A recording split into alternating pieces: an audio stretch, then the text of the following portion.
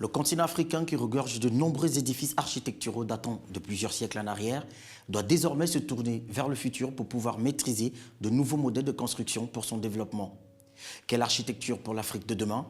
Quel matériel utiliser pour une construction qui résistera aux intempéries de la nature? Comment l'Antiquité, la tradition et la modernité ne font désormais qu'un? Plusieurs questions qui trouveront plus ou moins des éléments de réponse dans votre documentaire Cette architecture, tous les lundis à 23h35 sur votre chaîne panafricaine. Bienvenue à ce premier épisode de ce documentaire ayant trait aux maisons de Tunisie. Près de la frontière algérienne commence le désert du Sahara. Face à l'immensité désertique se trouve une ville dont l'aspect unique semble sortir des sables sahariens. Tozeur. La médina de Tozeur doit sa particularité à ses murs aux motifs géométriques.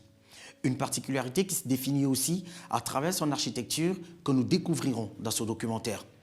Tout en visitant l'architecture de la médina de Tozeur, prenons le soin de trouver la réponse à cette question: dans quel pays se trouve la médina de Tozeur? À la fin du documentaire, nous vous proposerons 3 éléments de réponse. A tout de suite.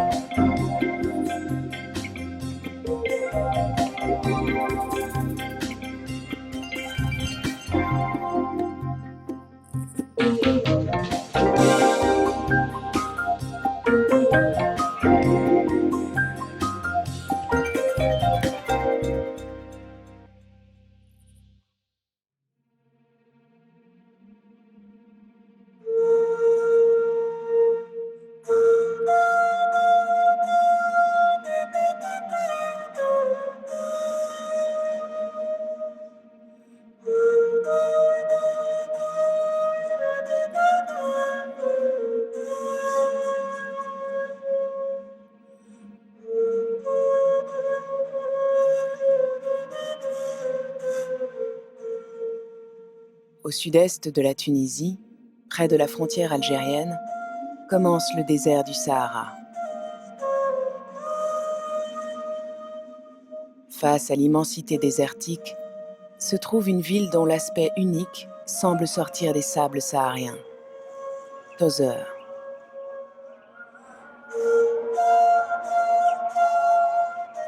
La médina de Tozeur doit sa particularité à ses maisons en briques décorées de motifs géométriques.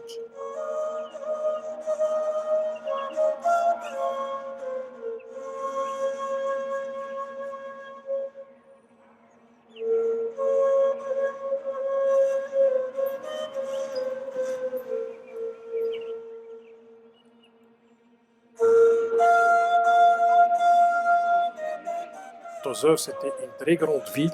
Les caravanes qui faisaient le commerce entre l'Afrique et l'Asie passaient par Tozeur, qui était un centre culturel où il y avait 500 professeurs et tous les Africains venaient par là.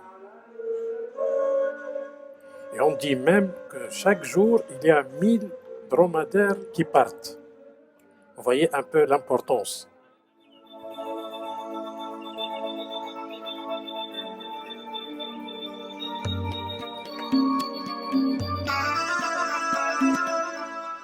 Il y a une architecture très particulière et très spécifique. Elle est un peu influencée peut-être par les briques. Pour la brique, il y a 2 choses, c'est-à-dire en même temps ça décore et en même temps ça arrête la chaleur et le reflet du soleil.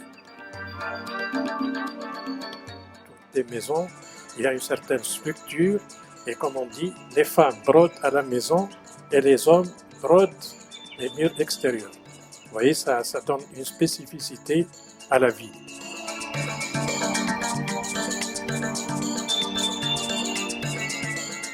Les murs extérieurs sont des murs aveugles. La vie se fait à l'intérieur. De l'extérieur, tout le monde est pareil. On ne peut jamais connaître la maison, c'est une maison de riche ou de pauvre. La richesse ou bien les classes sociales se définissent lorsqu'on rentre dans la maison.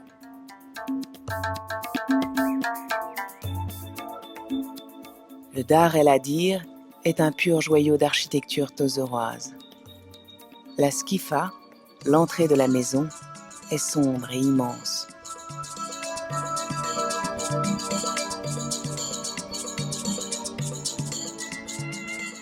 Cette fameuse Slifa est unique à Tozeur et en sûrement dans pratiquement la région, parce que c'est une des plus compliquées en fait. Elle a 4 chicanes et en fait qui montraient à l'époque l'importance de la maison, parce que plus les chicanes étaient compliquées, plus ça voulait dire qu'il fallait que les gens restent à l'extérieur de la maison, ne voient pas les femmes, ne voient pas les enfants. L'arrivée dans le premier patio est d'autant plus spectaculaire. Tout à coup, une végétation luxuriante accueille le visiteur.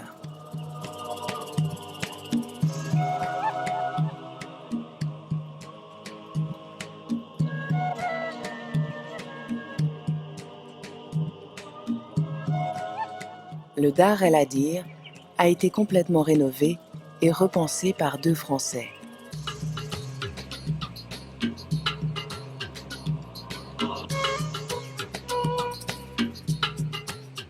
C'est aujourd'hui la plus grande demeure privée de la médina de Tozeur.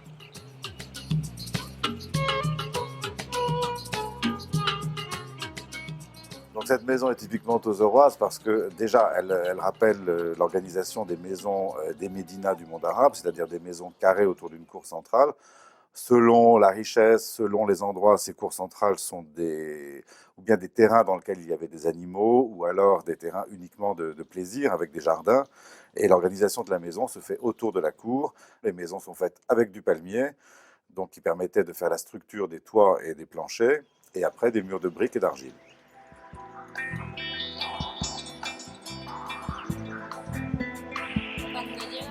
La maison se dispose autour de 3 patios. On y trouve un bassin et une piscine, ainsi que 2 fontaines.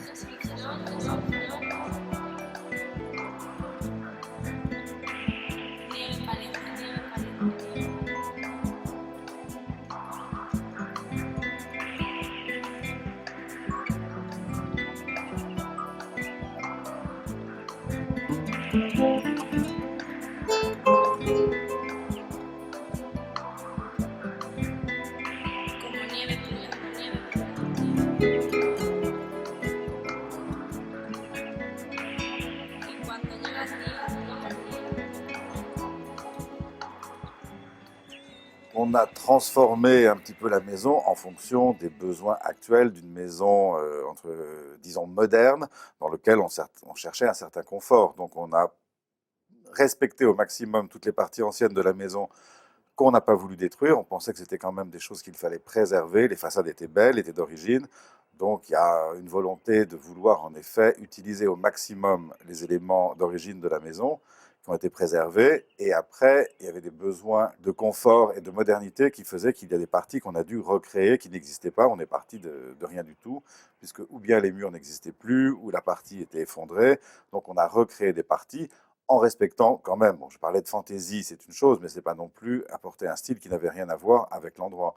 On a essayé de rester au plus proche des maisons traditionnelles de la région, quitte en effet à l'intérieur à apporter des petites nouveautés de décoration, mais qui restent quand même très typiques de ce qu'on peut trouver en Tunisie ou en tout cas en Afrique du Nord.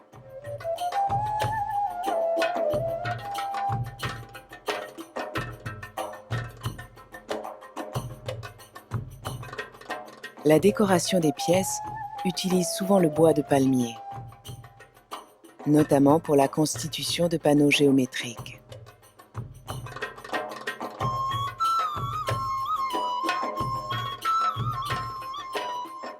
Les différentes pièces invitent à un voyage dans un Orient de rêve.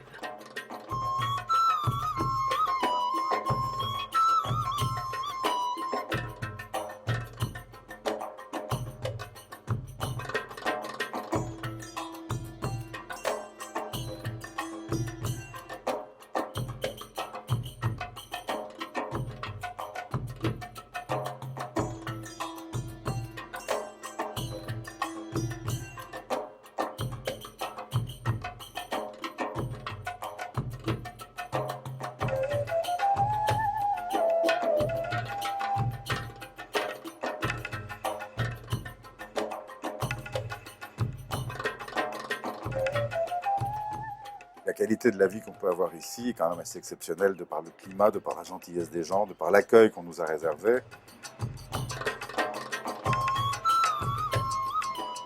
Le lien est devenu très fort, très affectif avec la région, avec la ville, avec la maison, bien sûr au départ.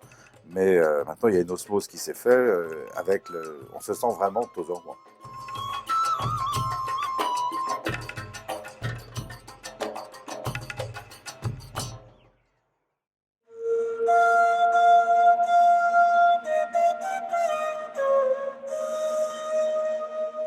Derrière les murs de la Médina, impossible d'imaginer les richesses des intérieurs. Seule la disposition des briques les différencie les unes des autres.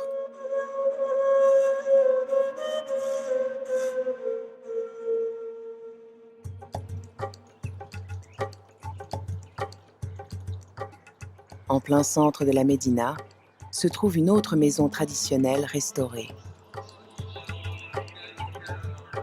La maison s'organise autour de 2 patios et de leurs bassins.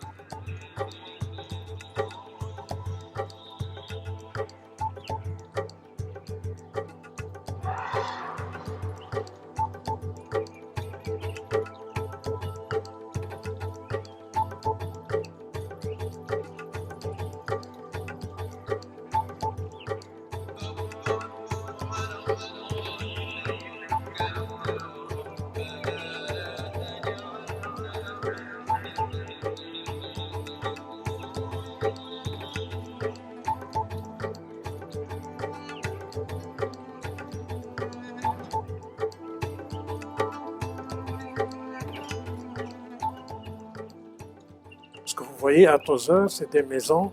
Il y a derrière ces maisons-là, derrière ces murs qui sont aveugles, une civilisation, une très grande civilisation ancestrale et qui a beaucoup de subtilité et beaucoup de richesse.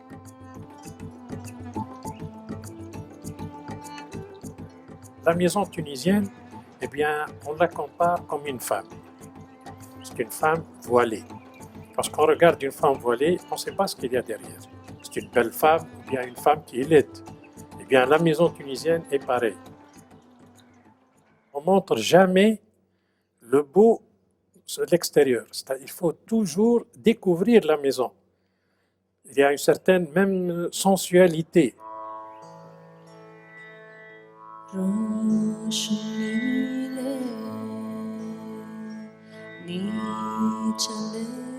Lorsque l'on pousse une porte de la maison, un univers coloré jaillit.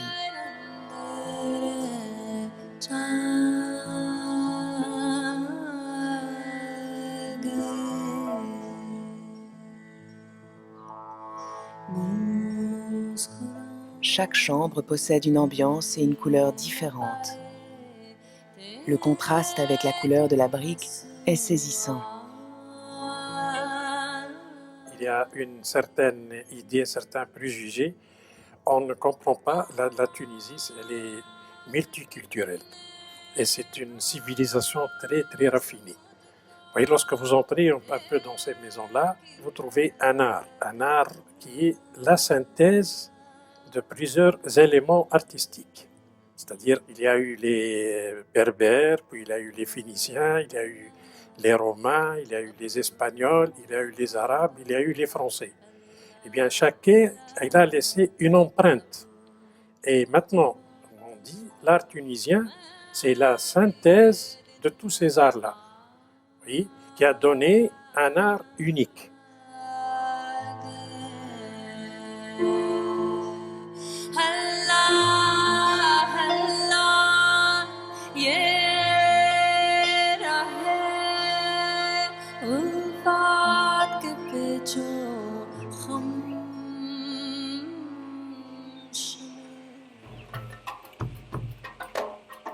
Si Tozeur est une oasis unique, c'est grâce à sa palmeraie. Sur plus de 1000 hectares s'élèvent des centaines de palmiers. L'oasis de Tozeur, c'est une oasis unique au monde. C'est comme une forêt. La plupart du temps, vous allez voir dans les oasis, dans les autres pays, ne sont pas les mêmes. Ici, c'est 1000 hectares l'un à côté de l'autre. C'est des petits vergers. Vous voyez, elle ne ressemble pas, c'est comme une forêt, c'est pas comme des palmiers alignés les uns aux autres, elle est un peu sauvage.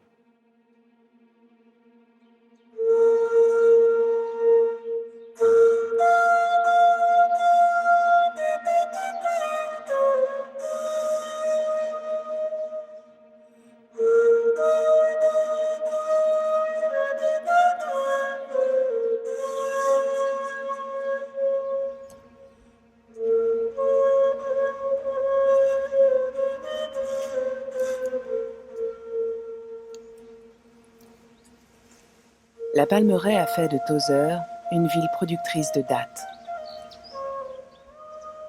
La variété de dattes se nomme Deglet Noor, ce qui veut dire doigt de lumière.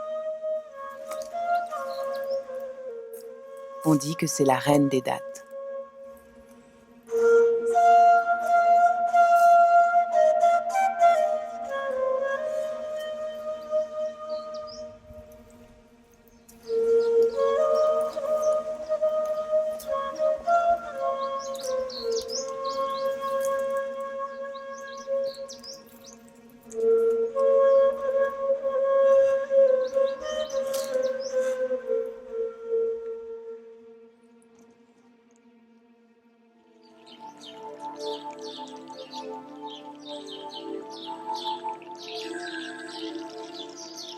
Entre les palmiers, on distingue le Dar Tozeria. Combinant une architecture traditionnelle à une décoration moderne, la maison a été construite en 1999.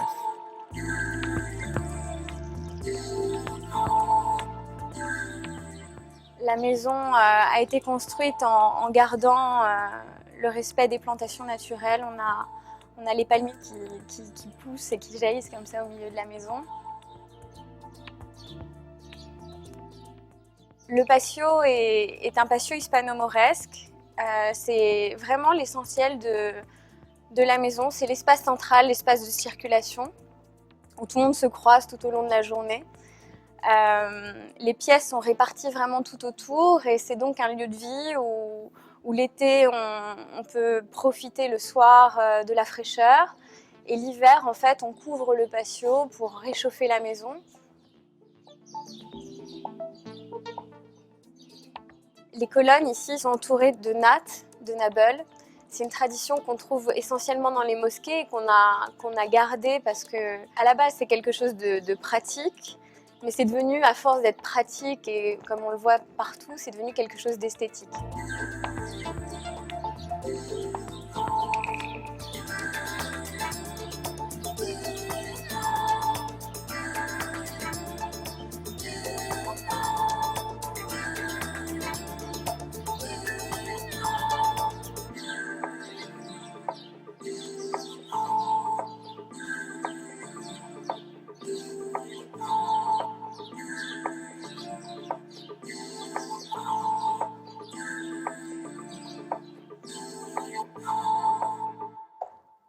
Donc là, on est dans le salon de la maison. On se retrouve souvent le soir autour de la cheminée, surtout l'hiver, parce qu'ici, comme on est dans le désert, la nuit, il fait très très froid l'hiver. Et on se réchauffe en faisant des feux au bois de palme, en fait.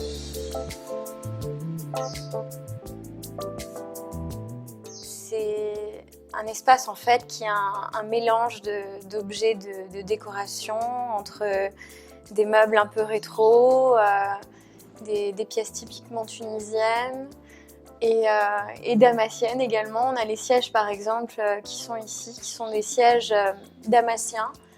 On les reconnaît typiquement avec la marqueterie de nacre. Ce sont des sièges qui appartenaient aux nomades, c'est pour ça donc en fait qu'ils ont une utilité pliable pour pouvoir les transporter plus facilement. En haut, le dôme est assez vertigineux, il a une profondeur à peu près de 3 mètres. Il est fait en brique de Tozeur et la brique de Tozeur, c'est vraiment le matériau principal de l'architecture à Tozeur.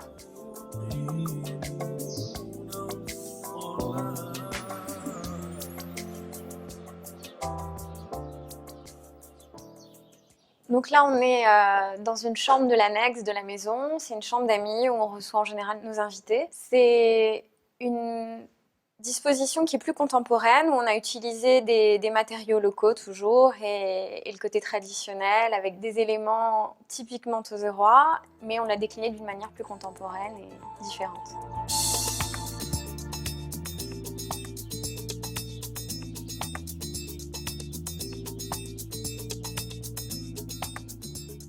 Les couleurs, par exemple, sont faites à base de pigments naturels, des terres en fait qu'il y a autour. Donc, encore une fois, c'est une intégration complète à l'environnement qu'il y a autour. Ici, on a en tête de lit une porte qui était dans la médina de Tozeur.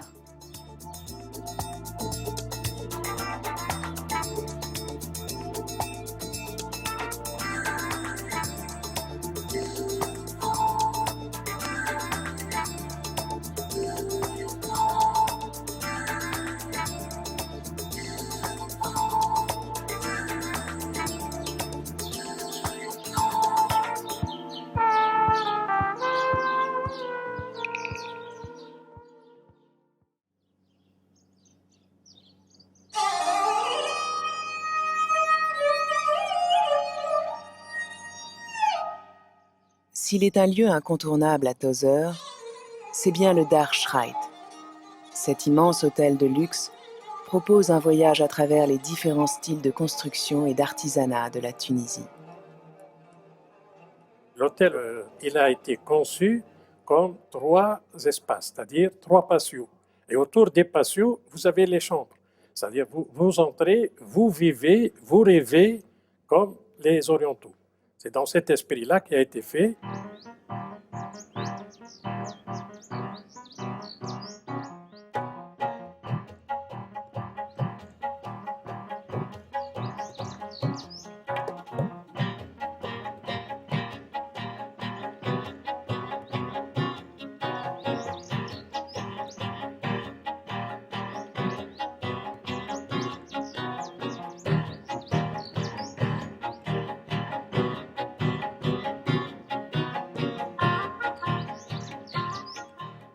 On a choisi les meilleurs artisans et les meilleurs artistes.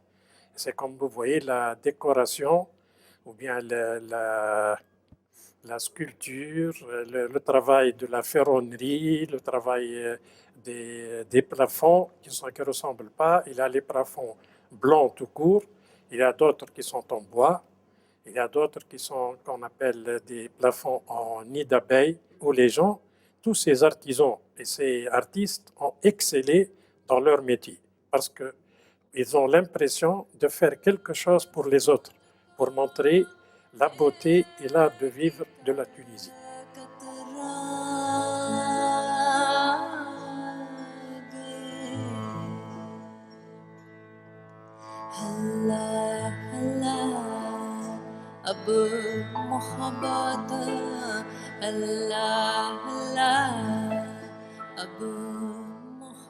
Autour de chaque patio se dégage une ambiance différente.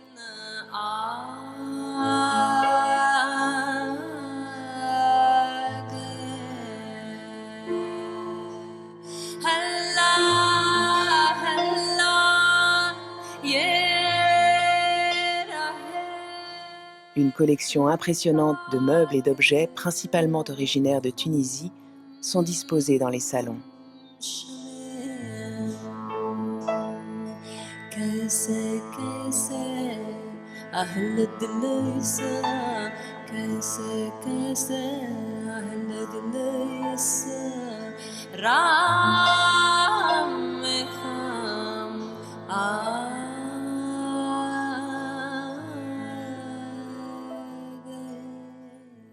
Avec sa profusion d'ambiance et de couleurs, le Dar Shrite se compose comme un véritable hommage à la Tunisie.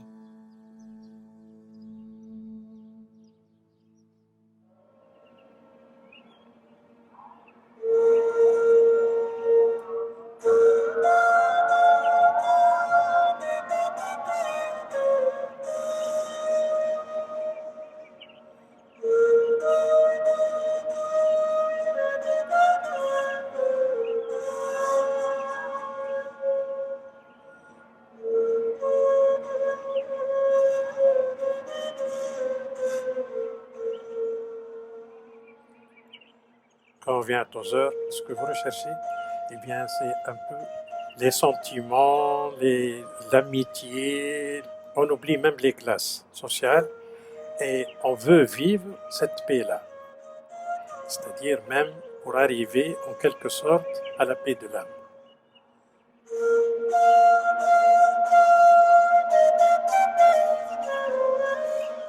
À Tozeur, on oublie tout et on devient un être humain.